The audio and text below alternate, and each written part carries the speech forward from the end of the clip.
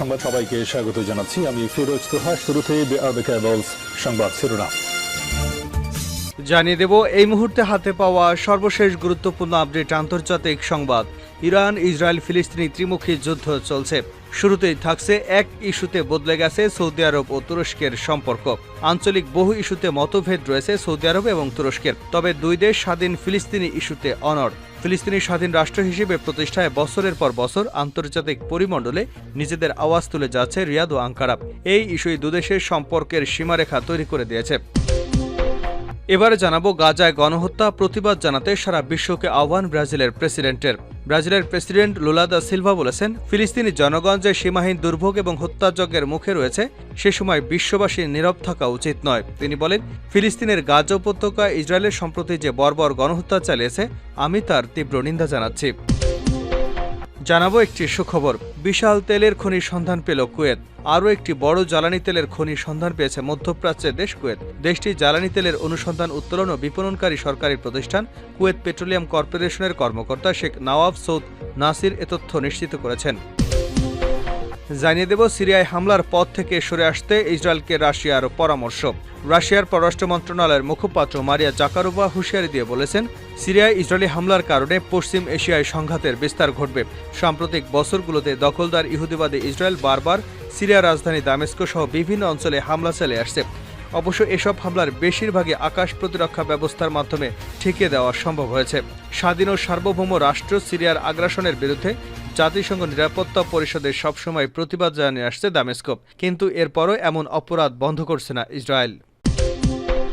এবং সর্বশেষ জানাবো, নিষিদ্ধ হতে যাচ্ছে ইমরান খানের দল পিটিআই। পাকিস্তানের সাবেক প্রধানমন্ত্রী ইমরান খানের দল পাকিস্তান তেহরিকে ইনসাফকে নিষিদ্ধ করতে যাচ্ছে দেশটির সরকার। তাদের দাবি, পিটিআই প্রতিষ্ঠাতা রাষ্ট্রবিরোধী কর্মকাণ্ডে জড়িত ছিলেন। সোমবার পাকিস্তানের তথ্যমন্ত্রী আতাউল্লাহ তারার এক সংবাদ সম্মেলনে এমন ঘোষণা দিয়েছেন। তিনি বলেছেন, দেশকে সামনের দিকে এগিয়ে নিতে হলে পিটিআইয়ের অস্তিত্ব রাখা যাবে না। এতক্ষণ শিরোনাম শুনছিলেন, এবার বিস্তারিত। প্রিয় দর্শক, আপনি যদি এই চ্যানেলে নতুন হয়ে থাকেন, ভিডিওটি দেখতে দেখতে চ্যানেলটি সাবস্ক্রাইব করে আমাদের সঙ্গে থাকুন। আর এই ভিডিও সম্পর্কে আপনি আপনার মূল্যবান মতামতটি কমেন্ট বক্সে জানিয়ে দিন। আর হ্যাঁ প্রিয় দর্শক, জানিয়ে দিন ভিডিওটি কোথা থেকে দেখছেন। এক ইস্যুতে বদলে গেল সৌদি আরব ও তুরস্কের সম্পর্ক। আঞ্চলিক বহু ইস্যুতে মতভেদ রয়েছে সৌদি আরব এবং তুরস্কের মধ্যে, তবে দুই দেশ স্বাধীন ফিলিস্তিনি ইস্যুতে অনড়। ফিলিস্তিনকে স্বাধীন রাষ্ট্র হিসেবে প্রতিষ্ঠায় বছরের পর বছর আন্তর্জাতিক পরিমণ্ডলে নিজেদের আওয়াজ তুলে যাচ্ছে রিয়াদ ও আঙ্কারা। এই ইস্যুই দুই দেশের সম্পর্কের সীমারেখা তৈরি করে দিয়েছে। তবে মাঝে রিয়াদ আঙ্কারার সম্পর্কের ভাটা পড়ে, কিন্তু এখন আবার ভাঙা সম্পর্ক জোড়ায় মনোযোগী হয়েছে তুরস্কের প্রেসিডেন্ট রিসেপ তাইপ এরদোগান এবং সৌদি যুবরাজ মোহাম্মদ বিন সালমান। গেল কয়েক দশক ধরে মুসলিম বিশ্ব ফিলিস্তিনি ইস্যুর সমাধানে ব্যর্থ হয়েছে, কিন্তু এই ইস্যু যে দেশ সমাধান করতে পারবে সে দেশই মুসলিম বিশ্বের নেতা হয়ে উঠবে, তাতে কোনো সন্দেহ নেই। তাই ফিলিস্তিন নিয়ে সৌদি আরব এবং তুরস্কের আগ্রহের কমতি নেই। এই ইস্যুতে মিশর এবং ইরানও নিজ নিজ জায়গা থেকে ভূমিকা পালনের চেষ্টা চালিয়ে যাচ্ছে। তবে চলমান গাজা যুদ্ধ নিজেদের মধ্যে প্রতিযোগিতা বাদ দিয়ে ফিলিস্তিন ইস্যুতে সমাধানে এক হচ্ছে এই দেশগুলো। তুরস্কের জনগণের সমর্থন আদায়ে এরদোগান নিজেকে ফিলিস্তিনি জেরুজালেমের ইসলামিক স্থাপনা রক্ষক হিসেবে উপস্থাপন করে যাচ্ছেন। এজন্য পশ্চিমা বিরোধী অবস্থান নিয়ে ফিলিস্তিনি যোদ্ধাদের সহায়তা দিয়ে যাচ্ছেন তিনি। কিন্তু নিজের দেশের সমস্যায় এরদোগানকে ব্যস্ত রেখেছে, তাই ফিলিস্তিন ইস্যুতে সেভাবে ভূমিকা রাখতে পারছে না তুরস্ক। সৌদি আরবও ফিলিস্তিন ইস্যুতে নিজের অবস্থান নিয়ে অনড়। এখন নিজ নিজ দেশের স্বার্থ হাসিল করে ফিলিস্তিন ইস্যুতে জোরালো হচ্ছে রিয়াদ ও আঙ্কারা। দ্বিপাক্ষিক এই সম্পর্ক আরও জোরদারে রোববার রাষ্ট্রীয় সফরে তুরস্কে পৌঁছেছেন সৌদি আরবের পররাষ্ট্রমন্ত্রী প্রিন্স ফয়সাল বিন ফরহান। তুরস্কে পৌঁছানোর পর ইস্তাম্বুলে দোলমাবাসে প্রাসাদে প্রিন্স ফয়সালকে স্বাগত জানান এরদোগান। সৌদি প্রেস এজেন্সি জানিয়েছে, উভয় নেতা সৌদি তুরস্কের সম্পর্ক এবং আঞ্চলিক ও আন্তর্জাতিক বিভিন্ন ইস্যু নিয়ে আলোচনা করেছেন। এর আগে তুরস্কের প্রেসিডেন্ট হাকান ফিদানের সঙ্গে বৈঠক করেন প্রিন্স ফয়সাল। মিশরের মুসলিম ব্রাদারহুড এবং সিরিয়ার প্রেসিডেন্ট বাশার আল আসাদ ইস্যুতে তুরস্ক এবং সৌদি আরবের মধ্যে মতপার্থক্য দুই দেশকে দূরে ঠেলে দেয়। 2018 সালে সৌদির ভিন্ন মতাবলম্বী সাংবাদিক জামাল খাশোগি ইস্তাম্বুলে সৌদির কনসুলেটে হত্যাকাণ্ডের শিকার হওয়ার পর রিয়াদ আঙ্কারার সম্পর্কে একেবারে তলানিতে গিয়ে থাকে। তবে 2022 সালে এরদোগানের সৌদি সফর এবং একই বছর যুবরাজ মোহাম্মদের আঙ্কারা সফরে আস্তে আস্তে স্বাভাবিক হতে শুরু করে দুদেশের সম্পর্ক। এখন ফিলিস্তিন ইস্যুতেও জোটবদ্ধ হচ্ছে দুই দেশ। গাজায় হত্যাযজ্ঞ প্রতিবাদ জানাতে সারা বিশ্বকে আহ্বান ব্রাজিলের প্রেসিডেন্টের। ব্রাজিলের প্রেসিডেন্ট লুলা দা সিলভা বলেছেন, ফিলিস্তিনি জনগণ যে সীমাহীন দুর্ভোগ এবং হত্যাযজ্ঞের মুখে রয়েছে সে সময় বিশ্ববাসী নীরব থাকা উচিত নয়। তিনি বলেন, ফিলিস্তিনের গাজা উপত্যকায় ইসরায়েল সম্প্রতি যে বর্বর গণহত্যা চালিয়েছে আমি তার তীব্র নিন্দা জানাচ্ছি। আজ সকালে প্রেসিডেন্ট লুলা দা সিলভার কার্যালয়ে এক বিবৃতি প্রকাশ করা হয়। লুলা দা সিলভা বলেন, সম্প্রতি ইসরায়েলের সামরিক বাহিনী গাজায় খান ইউনুস শহরের আল মাওয়াসি শরণার্থী শিবিরে যে ভয়াবহ বোমা হামলার মাধ্যমে শত শত মানুষকে হত্যা করেছে তা গ্রহণযোগ্য হতে পারে না। বিবৃতিতে ব্রাজিলের প্রেসিডেন্ট বলেন, গত বছরের অক্টোবর থেকে এ পর্যন্ত ইহুদিবাদী ইসরায়েলের আগ্রাসনে হাজার হাজার ফিলিস্তিনি জীবন দিয়েছেন। তবে এটা খুবই ভয়াবহ বিষয়। ইসরায়েলের সম্মিলিতভাবে ফিলিস্তিনি জনগণের রক্ত ছড়াচ্ছে। ডি সিলভা বলেন, গাজায় বহু এলাকাকে নিরাপদ অঞ্চল ঘোষণা দিয়ে সেই সব এলাকায় হাজার হাজার ফিলিস্তিনিকে হত্যা করেছে ইহুদিবাদী সরকার। গণতান্ত্রিক বিশ্বের নেতা হিসেবে আমরা এই সীমাহীন হত্যাযজ্ঞের ব্যাপারে চুপ থাকতে পারি না। এর আগে গত ফেব্রুয়ারি মাসে লুলা ডি সিলভা সুস্পষ্ট করে বলেছিলেন, গাজায় ইহুদিবাদী ইসরায়েল সরকার যা করছে তা কোনো যুদ্ধ নয়, এটা সরাসরি গণহত্যা। এছাড়া চলতি বছর ইথিওপিয়ার রাজধানী আদিস আবাবায় আফ্রিকান ইউনিয়নের ৩৭তম শিক্ষক সম্মেলনে ডি সিলভা গাজার ঘটনাবলীকে ইসরায়েলি গণহত্যা বলে উল্লেখ করেছেন। উল্লেখ্য, ব্রাজিলের প্রেসিডেন্ট ইসরায়েল থেকে তার দেশের রাষ্ট্রদূতকে প্রত্যাহার করেছে। বিশাল তেলের খনির সন্ধান পেল কুয়েত। আরও একটি বড় জ্বালানি তেলের খনির সন্ধান পেয়েছে মধ্যপ্রাচ্যের দেশ কুয়েত। দেশটির জ্বালানি তেলের অনুসন্ধান, উত্তোলন এবং বিপণনকারী প্রতিষ্ঠান কুয়েত পেট্রোলিয়াম কর্পোরেশনের কর্মকর্তা শেখ নওয়াফ সৌদ নাসির এ তথ্য নিশ্চিত করেছেন। রোববার এক ভিডিও বার্তায় শেখ নওয়াফ বলেন, পারস্য উপসাগর অঞ্চলে কুয়েতের ফাইলাকা দ্বীপে নতুন খনির সন্ধান পাওয়া গেছে। প্রায় ৯৬ বর্গ কিলোমিটার আয়তনের এই খনিটিতে অন্তত ৩২০ কোটি ব্যারেল তেল রয়েছে বলে ধারণা করা হচ্ছে। এক ব্যারেলে ১৫৯ লিটার তেল থাকে। তিনি আরও বলেন, এখন যেসব খনি রয়েছে সেগুলো থেকে বছরে কুয়েত যে পরিমাণ পেট্রোলিয়াম উৎপাদন করে, নতুন খনিটিতে তার ৩ গুণেরও বেশি তেল মজুদ রয়েছে।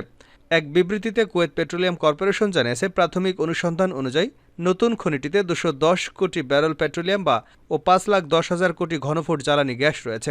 এই দুই জ্বালানির উপাদান মিলিয়ে খনিজ তেলের মোট উপাদান ধরা হয়েছে ৩২০ কোটি ব্যারেল। উপসাগরীয় অঞ্চলের তেল সমৃদ্ধ অপর দুই দেশ সৌদি আরব ও সংযুক্ত আরব আমিরাত জ্বালানি তেলের উপর নির্ভরশীলতা কমাতে সম্প্রতি বিভিন্ন পদক্ষেপ নিলেও কুয়েতের অর্থনীতি এখন পুরোটাই পেট্রোলিয়ামের উপর নির্ভরশীল। ধারণা করা হয় শতকরা হিসেবে বিশ্বের মোট তেলের মজুতের ৪% এই দেশটিতে। জ্বালানি তেল উৎপাদন এবং রপ্তানিকারী দেশগুলোর জোট ওপেক প্লাসের তথ্য অনুসারে এই মুহূর্তে কুয়েত বিশ্বের তৃতীয় বৃহত্তম জ্বালানি তেলের যোগানদাতা। দেশটি প্রতি বছর ১০৪ কোটি ব্যারেল তেল উৎপাদন করে থাকে। সিরিয়ায় হামলার পথ থেকে সরে আসতে ইসরায়েলকে রাশিয়ার পরামর্শ।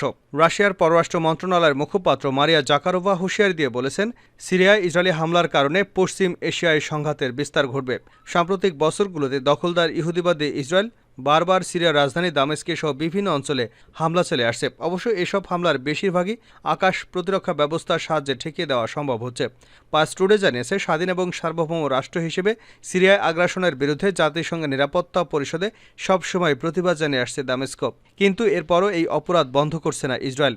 রুশ মুখপাত্র আল মাদিন টিভি চ্যানেলকে দেওয়া এক সাক্ষাৎকারে ইহুদিবাদী ইসরায়েলের অভ্যুদ্ধ আগ্রাসনের নিন্দা জানিয়ে বলেছেন, ইসরায়েলের দায়িত্বজ্ঞানহীন পদক্ষেপের কারণে সংঘাত ছড়িয়ে পড়লে তা গোটা অঞ্চলের জন্যই বিপদ হয়ে দাঁড়াবে। মারিয়া জাকারোভা বলেন, দামেস্কে ইরানি দূতাবাসের কনসুলেট ভবনে ইসরায়েলি হামলায় পশ্চিম এশিয়া অঞ্চলে একটি বড় যুদ্ধের দ্বারপ্রান্তে পৌঁছে গিয়েছিল।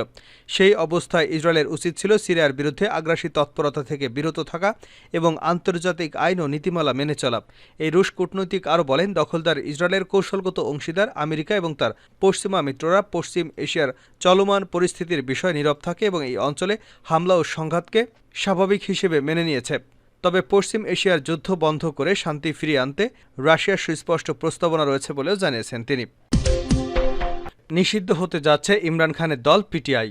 পাকিস্তানের সাবেক প্রধানমন্ত্রী ইমরান খানের দল পাকিস্তান তেহরিকে ইনসাফকে নিষিদ্ধ করতে যাচ্ছে দেশটির সরকার। তাদের দাবি, পিটিআই প্রতিষ্ঠাতা রাষ্ট্রবিরোধী কর্মকাণ্ডে জড়িত ছিলেন। সোমবার পাকিস্তানের তথ্যমন্ত্রী আতাউল্লাহ তারার এক সংবাদ সম্মেলনে এমন ঘোষণা দিয়েছেন। তিনি বলেছেন, দেশকে সামনের দিকে এগিয়ে নিতে হলে পিটিআইয়ের অস্তিত্ব রাখা যাবে না। তারার বলেন, বিদেশি তহবিল মামলা, নইমে দাঙ্গা, সাইফার মামলার পাশাপাশি যুক্তরাষ্ট্রের পাশ করা প্রস্তাবের পরিপ্রেক্ষিতে আমরা বিশ্বাস করি পিটিআইকে নিষিদ্ধ করার মতো যথেষ্ট বিশ্বাসযোগ্য প্রমাণ রয়েছে। তিনি বলেন, আমরা পিটিআইয়ের উপর নিষেধাজ্ঞা আরোপ করতে যাচ্ছি। আমরা বিশ্বাস করি সংবিধানের ১৭ অনুচ্ছেদ সরকারকে রাজনৈতিক দলগুলো নিষিদ্ধ করার অধিকার দেয়। বিষয়টি সুপ্রিম কোর্টে পাঠানো হবে বলেও জানিয়েছেন পাকিস্তানের তথ্যমন্ত্রী। ইমরান খানকে উদ্দেশ্য করে তিনি আরও বলেন, আপনি আপনার রাজনৈতিক স্বার্থের জন্য দেশের কূটনৈতিক সম্পর্ক নষ্ট করার চেষ্টা করেছিলেন এবং যুক্তরাষ্ট্রে পাকিস্তানের বিরুদ্ধে একটি প্রস্তাব পাশ করতে গিয়েছিলেন। এই ঘটনার জেরে প্রায় 2 দশকের পর আবার পাকিস্তানের শাসক বনাম সুপ্রিম কোর্ট সংঘাতের আবহ তৈরি হতে পারে বলেও রাজনৈতিক পর্যবেক্ষকদের একাংশ মনে করছেন।